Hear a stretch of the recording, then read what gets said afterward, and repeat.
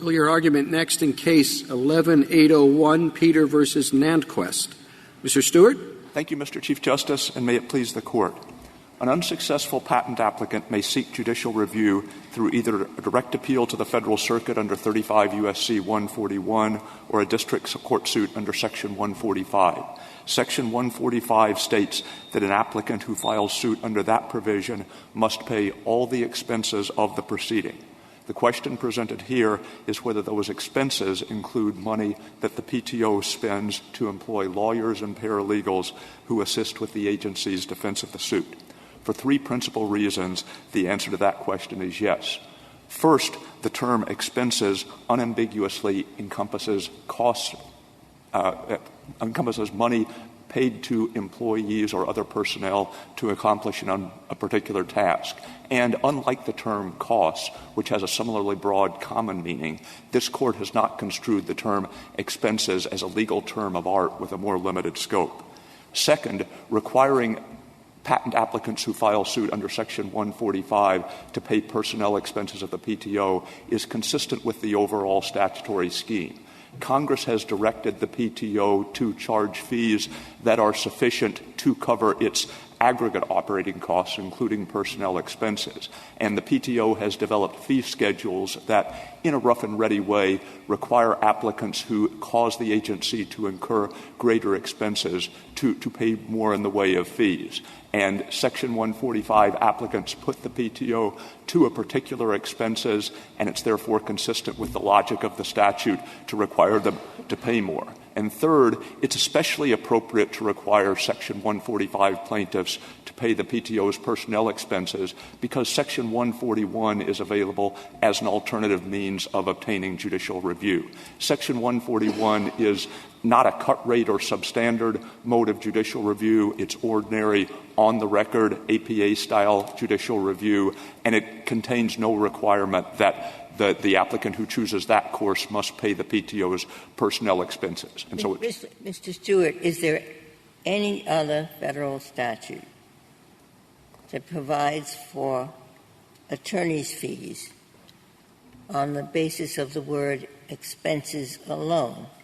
As you know, there are expenses and attorney's fees, expenses including attorney's fees, but what other statute provides for attorney's fees simply on the basis of the word expenses? We're not aware of any, unless you include the trademark analog to this provision, and presumably the government's position on those two statutes will rise or fall together. We're frankly not aware of any other federal statute that uses the term expenses standing alone. That is, as Your Honor's question suggests, when Congress has provided for shifting of expenses, it typically makes clear that it intends to provide for payment of attorney's fees in the course of doing that, but sometimes it says expenses including attorney's fees, sometimes expenses and attorney's fees. How about to the losing party?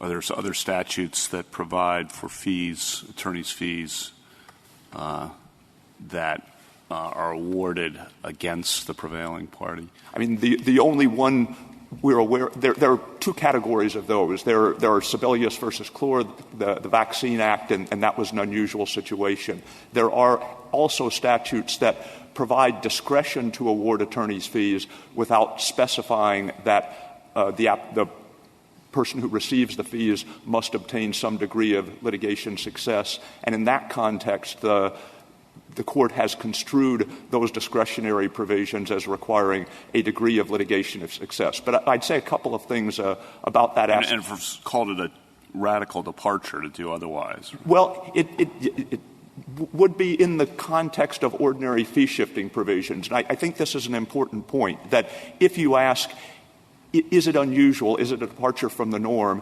either to require an adverse litigant to pay the government's personnel expenses or to require the prevailing party to pay? The answer is, if you compare it to other adversarial litigation involving the government, yes, it is unusual. If you compare it to other stages of the patent application process, it's not unusual at all. And so the PTO charges particular fees for application and examination. Those fees, the PTO doesn't try to fine-tune the process. It's determined that it would be administratively overly cumbersome to say to each applicant, you must pay in precise proportion to the work that you make the PTO do. But in a sort of rough and ready way, it's tried to create a scenario in which applicants who cause the PTO to incur greater expenses must pay more. So if your proposed patent has an unusually large number of claims, you may have to pay a larger fee. If you seek continued examination or if you file an administrative appeal to the PTAB, you have to pay additional fees. And none of that is contingent on how the application is ultimately disposed of. And so if your application is turned down by the examiner and you file an appeal to the Patent Trial and Appeal Board, the PTAB, and the PTAB says, yes, you're right, the examiner missed the boat completely, you are entitled to your patent, you get a favorable disposition, but you still have to pay the appeal fee to the PTAB for the PTAB proceeding. Counsel, your interpretation of expenses includes attorney's fees, you argue in this case. Is there anything that would inhibit the government from suggesting that other forms of overhead might also be allocated to litigants? The electric bill, the sewage bill, other things that were required in order to be able to litigate these cases? Well, the statute refers to expenses of the proceeding, and so we would have to show the requisite connection to the particular case. You have a lawyer here, right, who works for the government anyway. It's not like you went out and hired a lawyer. So you're allocating some personnel expenses to this proceeding. What would prohibit the government from allocating other expenses to this proceeding? Well, it's certainly true that for some bookkeeping purposes, when we talk about personnel expenses, we will include what I think is referred to as a fully burdened rate. Right. We're talking not just about the salary, but to some additional increments of money that go along with hiring. So nothing, in other words. Right, a fully burdened rate would include this other form of overhead that we're talking about. I guess the point I would make is we do that in the application process already. Oh, okay. So you're already doing this. We're doing that in the application process in the sense that we are under a congressional mandate to collect fees that in the aggregate are sufficient to cover. Well, that's helpful to know that you're already doing this. And it's been 170 years, is that right? That's right. Well, how did the government just figure this out? Well, I think we don't have a good explanation for why we weren't doing it before. We do have good explanations for why we focused on this matter at the time that we did. But you would say that in all the years that you weren't doing it, you were violating the statute because the statute is mandatory. I wouldn't say that we were violating the statute. That is, this is somewhat analogous to what the Court often refers to as a mandatory claim processing rule as opposed to a jurisdictional requirement. So, for instance, statutes of limitations are often phrased in terms of no suit shall be filed more than 3 years after the violation occurs. But everybody understands that even though the statute is phrased in mandatory terms, the defendant can waive or forfeit the limitations defense by failing to raise it at the appropriate moment. And nobody would say that the defendant violates the statute by failing to assert a limitations defense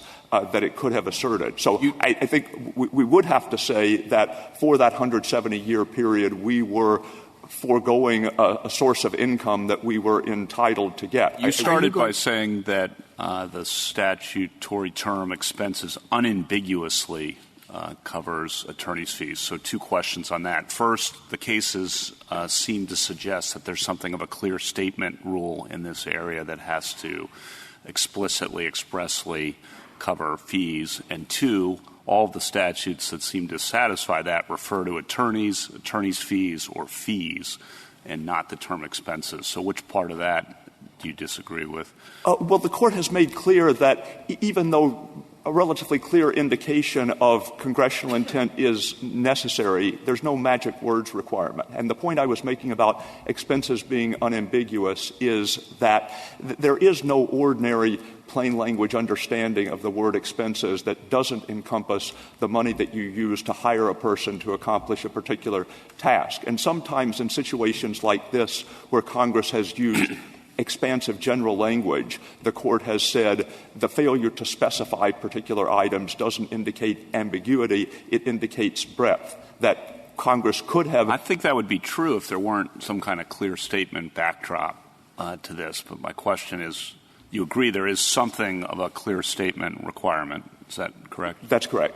Okay. And then May go I interrupt go for ahead. a second? Mm-hmm. Does that mean you're dropping your argument in your initial brief that the American rule doesn't apply to this kind of case? Because in your reply brief, you don't make any mention of that. And here, in responding to Justice Kavanaugh's questions, and in your first 2 minutes, you also don't make that argument again. Have you effectively dropped that argument, so we're now within the American rule presumption? We would certainly acknowledge that if this sentence didn't appear in Section 145 at all, we would not be able to recoup personnel expenses. Now, the Fourth Circuit held that because the Section 145 mandate applies without regard to the ultimate outcome of the litigation, the American rule doesn't apply. And we think the Fourth Circuit was right, at least to the extent of saying not only the absence of a prevailing party requirement, but the specific mandate that the expenses be paid regardless of the outcome of the proceedings is a good indication that this provision is trying to accomplish something very different from what an ordinary fee-shifting provision is intended to accomplish. And so you can conclude on that basis the American rule doesn't apply, or you can conclude this is one of the contextual factors that leads you to the conclusion that personnel expenses are encompassed. And are you going to send the respondent a bill for your time today? We are not, and I think there are really three different potential obstacles to our claiming an incremental share of my salary. The first is that the PTO has, even in the most recent years, has sought only expenses of PTO personnel, not of Department of Justice lawyers who have assisted in the representation of Section 145 suits. And I think that's based on the idea this is a provision that is intended to help in making the PTO a self-financing agency. It complements the requirement that the PTO collect fees to cover its own operating expenses, not that of other agencies. There's a separate question also about whether an appellate stage of the case would fall within the term proceedings in Section 145, and it's noteworthy in this regard that Section 141, which provides for direct appeal to the Federal Circuit, doesn't include an expense recoupment mandate. And I think you could infer from that fact that Congress intended only the trial stage of the Section 145 proceedings, the thing that was distinctive to a Section 145 suit, to be subject to this mandate. And the third thing is, even in the trial, with respect to the trial court proceedings in this case, the PTO didn't seek recoupment of expenses for attorney time spent arguing about the fees. It requested recoupment of expenses only for the attorney time that was devoted to the issue of patentability. And the only issue before this Court, obviously, is recoupment of fees, not the original dispute. Mr. Stewart. I can see the argument, Mr. Stewart, that the word expenses could include attorney's fees. But I don't understand the argument that expenses alone must include attorney's fees. I think the argument is simply, as a matter of plain language, no one would doubt that the money paid the money paid to PTO personnel in the course of the suit were part of the expenses that the PTO incurred. And the only question is whether the term expenses, like the term costs, has acquired a status as a legal term of art that has a legal meaning narrower than its common meaning. And the Court has never used the term in that way. Indeed, in elucidating the term costs, the Court has sometimes said, as in Taniguchi, costs has an ordinary meaning that's synonymous with expenses, but for purposes of federal cost-shifting statute, it has a more narrow meaning. The other thing I'd say about costs is that when the Court says that the word costs is a term of art, it has a limited meaning, the Court has a source of law to look to see whether particular items are or are not costs. It looks to 28 U.S.C. 1821 and 28 U.S.C. 1920. And so when the Court says we are going to depart from the ordinary meaning of costs, it doesn't have to make things up. It has a source of law to determine whether All right. So I don't want to cut you off. Whereas here, I think NantKwest has really given no guidance as to what it thinks the term expenses means, other than it doesn't include attorney's fees. But we can't fault NantKwest for that, because there really is no alternative source for determining what the term expenses means, if not its ordinary meaning. How should I deal with this fact, as far as I can tell? If you go back to 1830s, when this was enacted, the patent litigants paid the costs, including the attorney's fees of the patent office, didn't they? So you could say, well, this was just where there are special costs here. This group should pay it, not everybody. That made sense. But then in the 1860s, the government decides to pay for all these expenses. Now it doesn't make much sense anymore to have this group pay. Then, in 1990, it goes back to the first system. All right, so if it were just the one system or the other, I could make a lot of sense out of it, either saying these have special costs, the patent litigants pay anyway, let them pay. Or I could say, you're putting a special burden on this and it has to be clearer before you break the American rule. But we have some of one and some of the other. So what should I use that to put weight on the fact nobody's ever thought of this before? Well, as I say, I think this was an argument that could have been made for an extended period of time, and we don't have a good explanation. I don't know if it could have been made between 1865 and 1990. Well, because during that time, it was the Congress that paid these costs. Well, there was still the objective of making the PTO a self-funded agency, an agency whose receipts were equivalent to its expenses.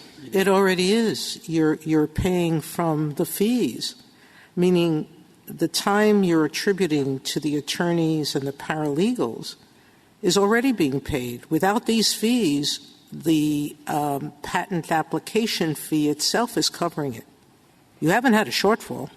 Well, the PTO is under a congressional mandate to ensure that its aggregate receipts match up with its aggregate expenditures. But was that true between 1865 and 1990?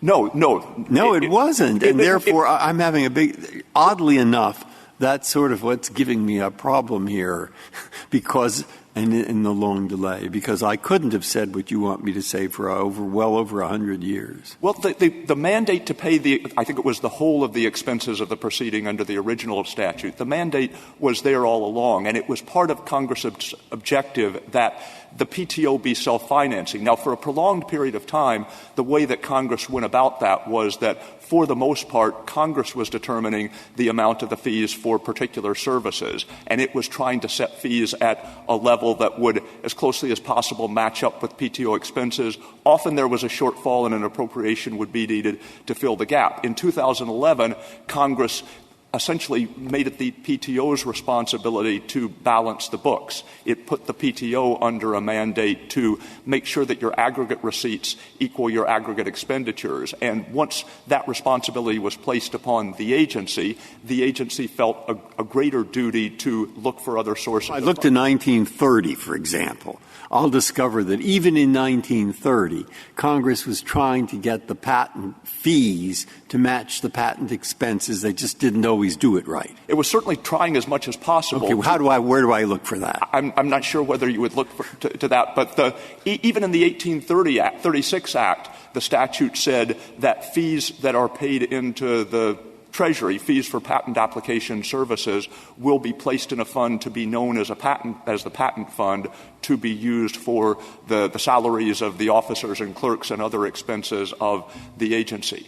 Mr. Stewart, do you dispute the Federal Circuit's estimate that if this cost of the PTO attorneys is spread among all patent applicants, even the ones who don't use 145, that the added cost per applicant would be $1.60? We don't, and I think that we don't dispute that. And I think the PTO's motivation here is really more one of equity than of financial necessity. That is, it is certainly true that the number of Section 145 suits is small enough that if the applicant was not required to pay PTO personnel expenses, those could be allocated among all the hundreds of thousands of patent applicants, and all of them would pay a very small amount. I think the PTO's motivation really is, in this case, for example, we sought about $111,000 in combined personnel expenses and expert witness fees. It was a little under $80,000 for the lawyers and paralegals, a little over $30,000 for the expert witnesses. And the PTO tells me that the fee, application and examination fee for the typical patent application is about $3,300. So here we're dealing with a situation in which the Section 145 suit caused us to incur about 30 times the expenses that would ordinarily be the fees for a patent application and examination. And it's one thing for the PTO to say, we're not going to fine-tune this absolutely. We're going to accept the idea that some applicants will pay a little bit more, some applicants will pay a little bit less than their fair share of our operating expenses. But when we have this congressional mandate and when we have a situation where by filing suit under Section 145, you've caused the PTO to incur 30 times the expenses that go with a typical patent examination, it seems fair and appropriate to make the applicant pay. And again, part of our fairness argument is that Section 141 is available. It provides exactly the same type of judicial review that is ordinarily the only mode of judicial review that's available to somebody who's aggrieved by federal agency action. And so the applicant who doesn't believe, either doesn't want to pay the expenses or doesn't believe that its chances of success will be enhanced by filing suit in district court is the 141 mechanism is available. I think you covered this, but just to confirm, however we rule in this case will affect only 2 statutory provisions? That's correct. It will certainly affect the trademark statute, and basically our pitch in the certiorari petition was, even though they are technically different statutes, our position would stand or fall together. We're not aware of any other statute that uses the term expenses standing alone in this context. And then in terms of your overall purpose argument, Congress wanted it to be a self-sustaining agency, but what sense does it make to think that Congress wanted the winning party to turn around and pay the government's legal fees, given how unusual that is? Why would Congress have thought to do it that way, is I guess what I'm asking? I guess the 2 reasons are, since the very beginning, and the first iteration of the statute enacted in 1839 specifically said whether the decision is in its favor or not, and the trademark statute continues to include that language. And even if you interpreted the term expenses very restrictively as limited to costs under 1821 and 1920, it is no more usual to require the winning party to pay the other party's costs than for the winning party to have to pay the losing party's attorney's fees. And so interpreting the term... the costs are obviously a far smaller amount. That's correct. But it's unusual, but not to the degree. It doesn't have the same practical effects. But again, the point I would make, and I think this is in a sense our primary point, is the court has described a Section 145 suit as a continuation of the examination process. And there is language in the statute to that effect. It says that the applicant shall pay all the expenses of the proceeding rather than the plaintiff. And so the applicant continues to retain that status throughout the lawsuit. It says that the court can adjudge that the applicant is entitled to a patent.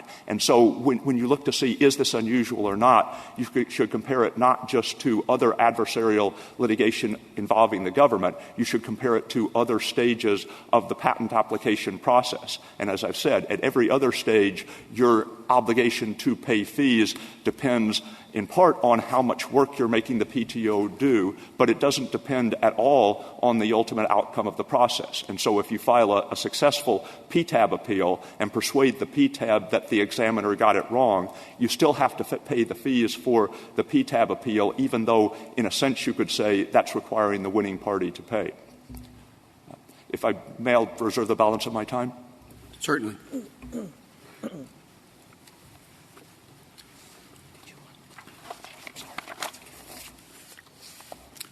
Mr. Chu? Mr. Chief Justice, and may it please the Court, there are 3 important considerations. First, the American rule is a bedrock principle, and this Court has recognized and applied that rule for 2 centuries. Second, the government is arguing for a radical departure from the American rule. It is arguing that when a private party sues the government for its improper action, then that private party must pay for the government's attorneys even if the government and its attorneys are flatly wrong. Third, and this responds to some of the questions from the justices that were put to the government. Today, there are 3,274 federal statutory provisions that use the word expenses without any reference to attorney's fees or counsel fees. Some of those provisions are open-ended, as is the case here. The government can point to not a one of those other provisions to say that the word expenses includes attorney's fees, save for the two exceptions, radical exceptions, it is arguing here. And I would invite questions from the Court. Why isn't this just like a filing fee? In other words, the applicant can take the normal appeal to the Court of Appeals, but if he or she wants to go through the much more elaborate proceeding of trying the case, bringing in new evidence, they have to pay a filing fee.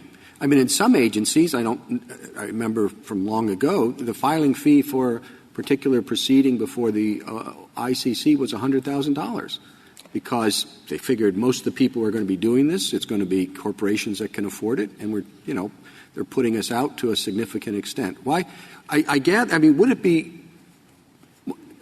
Would it be problematic in your case if they said, okay, you can go to district court, but if you're going to do this unusual proceeding, if you have 3 claims, that's going to be $15,000. If you have 6, it's going to be $30,000. But in other words, a significant filing fee for the very purpose of doing what the statute seems to contemplate. First, this is not a filing fee. It's a claim for attorney's fees against a strong backdrop of the American rule. Second, this is not inside the patent office. This is adversarial litigation. This is where a private party says the government made a mistake, and I, private party, I am going to sue the government in the United States District Court. And once it's adversarial litigation, there can be no doubt that the American rule applies with its full force and effect over the last 2 centuries. Is there any language short of saying explicitly attorney's fees that would overcome the American rule? We're told there's no magic words, but what short of saying including attorney's fees and attorney's fees would do? The answer to the question is no. That either the words attorney's fees, counsel fees, reasonable compensation for services of a lawyer for a bankrupt estate, which was true in the Baker-Botts case, there would be words that would be specific and explicit, to refer to Justice Kavanaugh's point, where Baker-Botts, this Court made clear that to have an exception because of a statute under the American rule, it must be specific and explicit, and well before that, in the Alieska case, a decision by this Court was to the same effect, as well as other decisions. Well, I presume that if the Congress wrote a provision that said the pro rata share of all the services of its personnel, that would be enough, because you wouldn't exclude lawyers from that. If Congress had a specific provision that showed it was intending to include lawyers, Congress has the authority to enact such legislation. But as in your exact example, I would say there would still be an ambiguity because of the American rule. And let me give you an example from history. 3 years before the enactment of what we now call Section 145, there was a statute enacted by Congress with respect to the expenses of the Patent Office. It was an appropriations statute.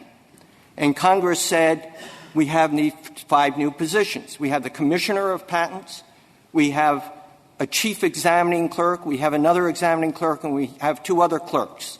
and Congress said we need to pay for their salaries and said these are expenses of the office. Note, 3 years later, when Section 145 was first enacted, the language was different in several respects. The language is all the expenses of the proceeding, as distinct from expenses of the Patent Office, which it was addressing 3 years ago. But Mr. Chu, are you saying that expenses of the office is not enough to get you lawyers' fees? Suppose it was just expenses of the Patent Office, which would presumably give you the expenses, the costs of personnel. Does that not include lawyers? Yes, I am saying under this backdrop of the American rule, this Court has made clear Congress needs to enact a statute that is specific and explicit. It basically has to say lawyers. Or words to that effect, yes. Well, what does words to that effect mean? Counsel, compensation for legal counsel, for advice, whatever. In other words... Fees? The word fees alone? I do not believe the word fees alone would cover it, because fees can refer to many, many other things. Docket fees, marshal fees, filing fees, fees of other personnel, perhaps, but not attorney's fees. If there's an ambiguity under the American rule, this Court has repeatedly made clear it must be, quote, specific and explicit. What expenses, in your view, does Section 145 impose on the person who invokes that proceeding? Travel expenses, lodging expenses, parking expenses, expenses with respect to court reporters, printing expenses, marshal fees, docket fees, court interpreters. That's not an exhaustive list, but it does not include attorney's fees. Is it equivalent? I'm sorry. Experts. I do not think it should include expert witness fees, whether they are internal experts or external experts, but I want to note for the Court, in this particular instance, for practical reasons, NantKwest did not challenge the government's request for expert witness fees, and they were paid. No, then you put your finger on, yes, the American rule, yes. But we have a special kind of case.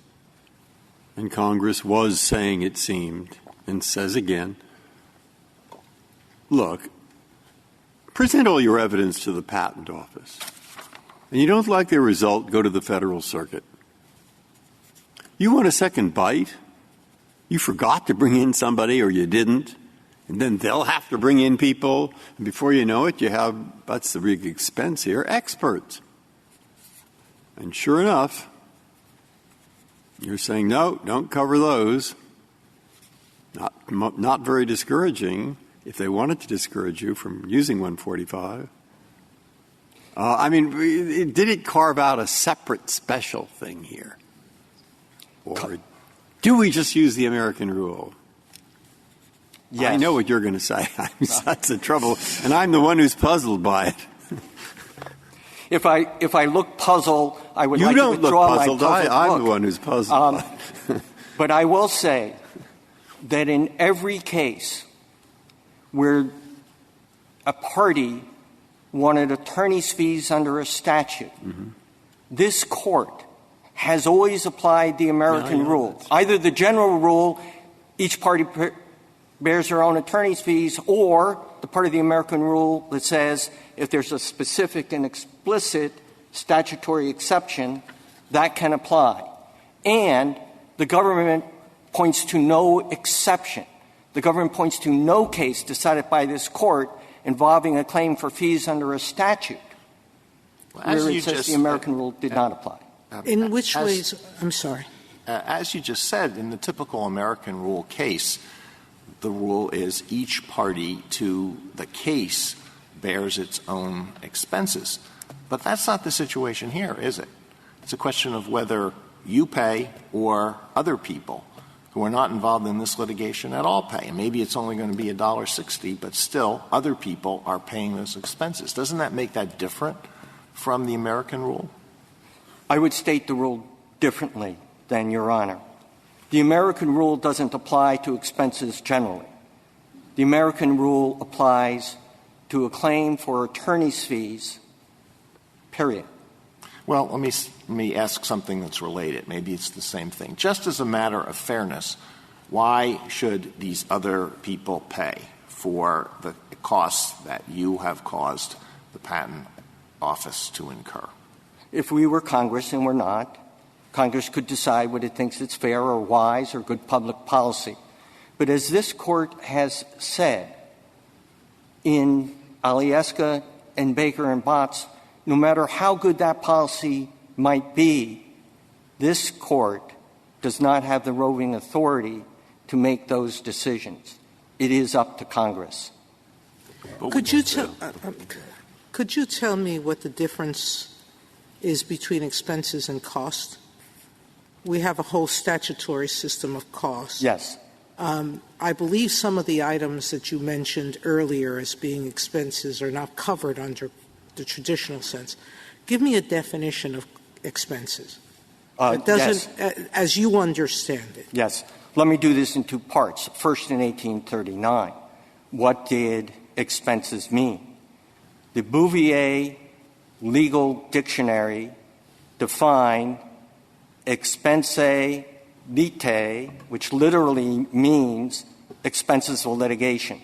And it actually defined those expenses to be the cost that could be awarded to the prevailing party. To the same effect are two other legal definitions from legal dictionaries, both before and after 1839.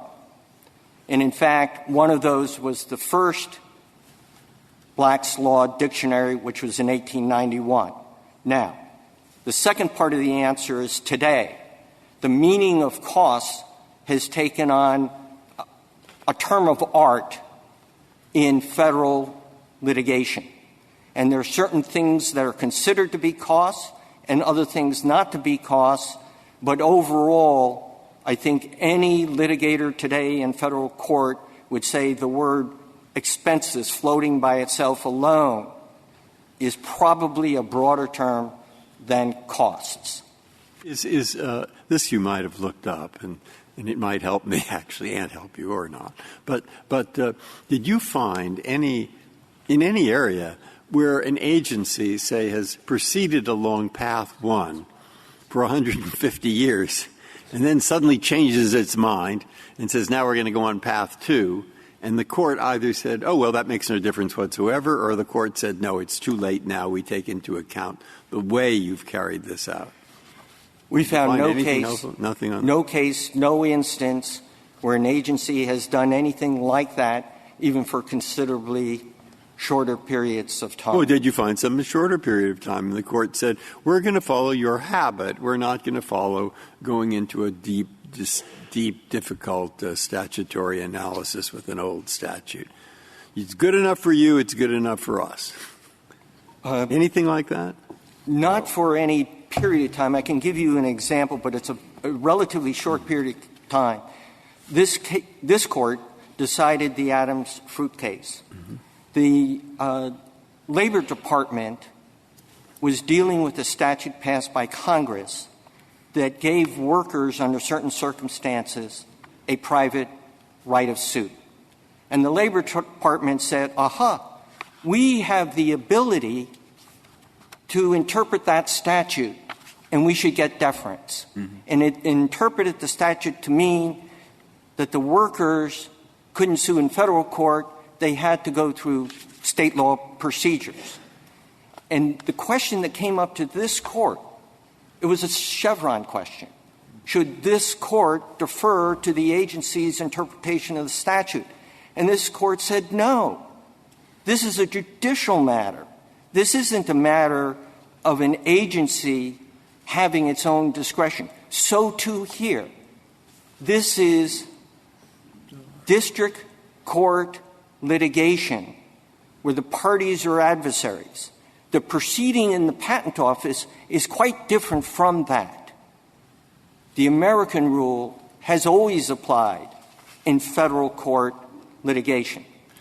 I'd like to point out, picking up on Justice Breyer's question, if you have a situation where there's a statute and it's pretty evident, and certain parties, here it would be the PTO, for some period of time do not advance an interpretation of the statute that would benefit them, and a period of time passes, should we adopt a rule that that's strong evidence of what the statute means, that it doesn't mean the thing that the interpretation that would have benefited these parties that failed to take advantage of it?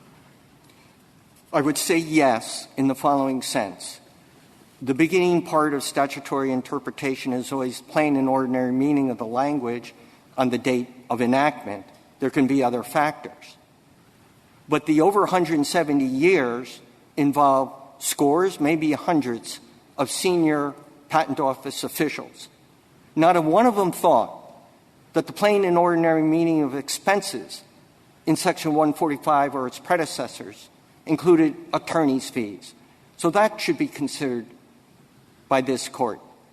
Now, I wanted to point out — just in ordinary English, though, expenses would encompass attorney's fees, wouldn't it? That's Mr. Stewart's point to the contrary. It might or might not, but it would ignore the American rule for 200 years, ignore the consistent case law of this Court, always applying the American rule, including applying the American rule when, in the National Childhood Vaccine Injury Act, the unsuccessful petitioner under that act of Congress could be awarded attorney's fees. Although this Court didn't use the words American rule, the government's reply brief, I believe at page 18, I would say takes a position in the reply brief different from earlier positions and says, in effect, this Court was applying the American rule.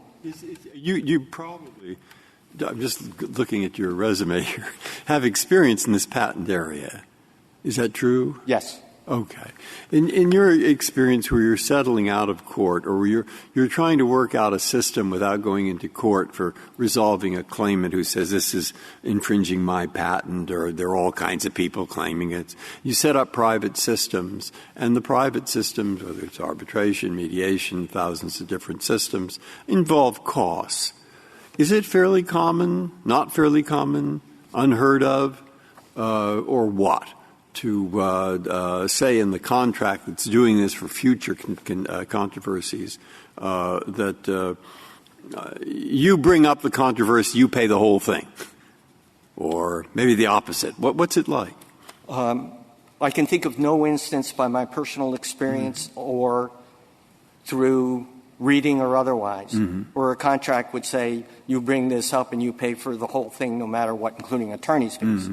But there certainly are agreements that are silent on attorney's fees in recognition of the American rule, or that expressly say attorney's fees may be shifted under certain circumstances, or expressly say not at all. I would say what's interesting here is that Congress in 1952 first enacted what we now know is Section 285 of the Patent Act.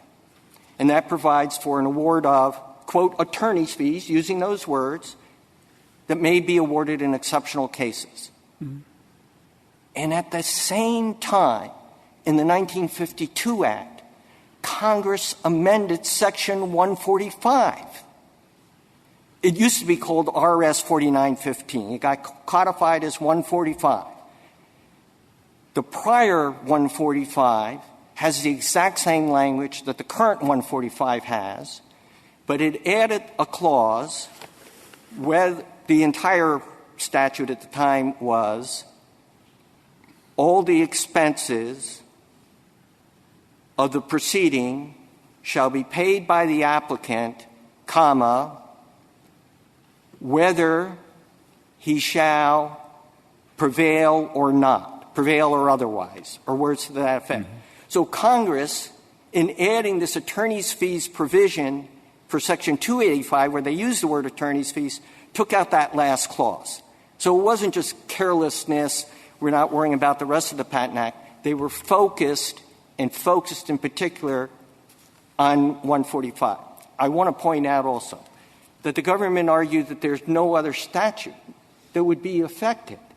We respectfully disagree.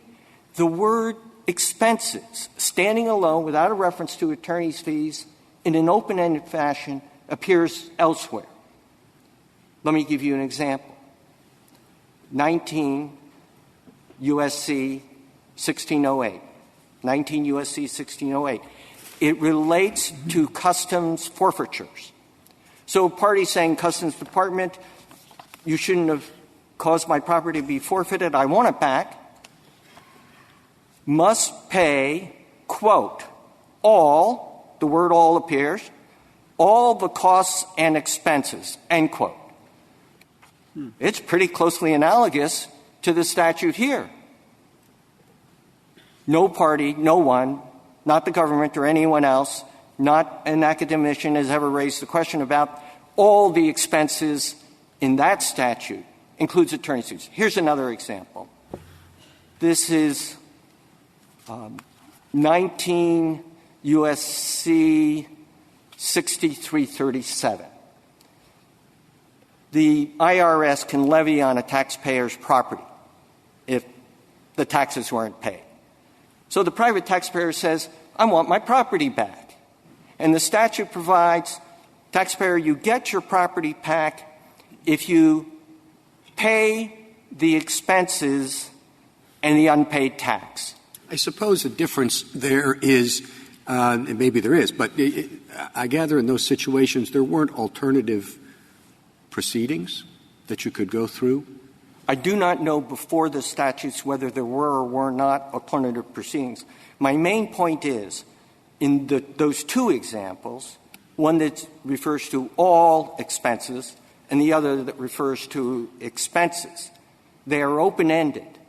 You know, I don't want to preempt him, but I suspect Mr. Stewart will say, don't worry about those because those are different. Here, you know, the applicant has two different routes, and if he wants to take the route that imposes more costs on the government, then he should be expected to pay for it. Well, that is their argument, but that is rewriting the statute that Congress actually enacted in 1839, because it may sound sensible to the government today. In 1839, you're going into a lot of work here, but in 1839, say 1840 to 1865, they did have a fund where the patentees paid all the expenses, et cetera, and then they had this, too, for the 145 equivalent, the 145. During that period of time,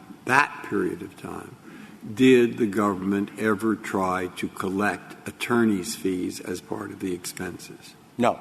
No.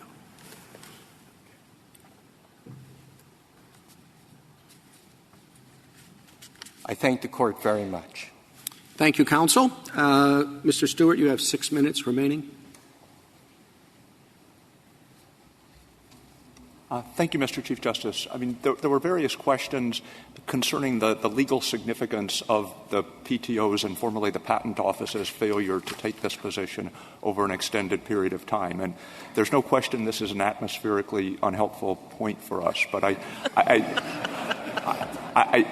don't think that it fits in any established doctrinal category. That is, there are cases in which the Court has said, when you have a body of court of appeals precedent that adopts a particular interpretation of a particular term and then Congress reenacts the provision without changing that term, then Congress can be supposed to have acquiesced in or ratified the prior judicial interpretation. We don't have anything like that here. We don't have a body of lower court case law saying that the term expenses doesn't include personnel expenses. You do have interpretation through action by the agency itself over the period of 190 years or something. I mean, you could say at the most that a view that these expenses were not recoverable is implicit in what the PTO has done or not done. Even with respect to the PTO, it's not as though the agency ever promulgated a regulation or issued some similarly formal statement to the effect that we think expenses means the following things and it doesn't include. But we do have a doctrine, the American rule, that says unless a clear statement of attorney's fees is encompassed, we won't impose them. So for 170 years, the PTO didn't think of expenses including attorney's fees. They're very consistent with the American rule. Okay. The two things I would say are it might be that part of the PTO's motivation, we don't know, but it's a reasonable speculation, is that the PTO didn't seek these expenses in part because it wondered whether the term was sufficiently clear to overcome the American rule. But on close examination, we think that it is. That is, NantKwest has offered various examples of things that it would be covered, things that it would be covered, things that it thinks wouldn't be covered, but it hasn't propounded a test. It hasn't pointed the court to a dictionary that would include some things and not the others. What about your this is slightly frivolous, but I mean, we say we finally figured out what Justinian meant by this particular thing 1,000 years ago. You see the... I see the point, but, you know, the court... Could you share it with the rest of us? The court has said in cases like United States versus Fausto that the implications of existing statutory provisions may be clarified by newly enacted provisions, and the PTO has examined this matter afresh in light of the totality of the statutory scheme. And the last thing I would want to say, and it's in part a continuation of the point I was making earlier about the Section 145 suit being, in a very meaningful sense, in a legal sense, a continuation of the examination process. Up to this point, Congress has directed the PTO to ensure that its aggregate intake equals its aggregate expenses. It hasn't directed the PTO to fine-tune the process to ensure that each patent applicant pays his or her fair share. But suppose it did. Suppose Congress said, each applicant shall pay all the expenses of the application and examination process. If the argument was made, that shouldn't include a pro rata share of the salary of the PTO examiner who worked on the case, the court would say that's crazy. How could the PTO possibly effectuate its congressional mandate to collect aggregate expenses in a way that equals costs if it didn't collect the single greatest expense that it incurs when a PTO examiner does his or her work? And similarly, an appeal to the board. If each patent applicant was required to pay all the expenses of the board proceeding, of course that would include an increment of money that was attributable to the time spent on the case by the board judges, even though those judges are lawyers. No one would think that the American rule required some clearer statement than that Congress that intended the person who invoked that process to pay the extra expenses that the PTO incurs by virtue of that process. Similarly, the examiners on the patent side are typically not lawyers. Trademark examiners are lawyers, and the work that they do in examination is therefore lawyers' work. But nobody imagines that the American rule has anything to do with the PTO's ability to make sure that people who invoke the examination services pay their fair share of the PTO's overall expenses. I think this goes back to a question that you got at the very beginning.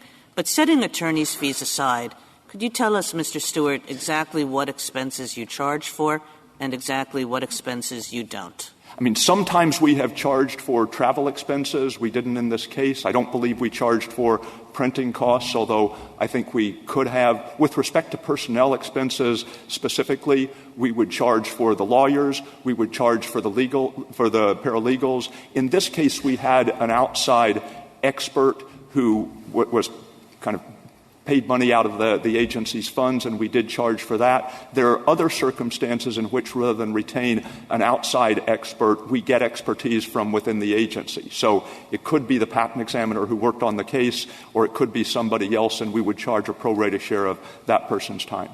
Thank you, counsel. The case is submitted.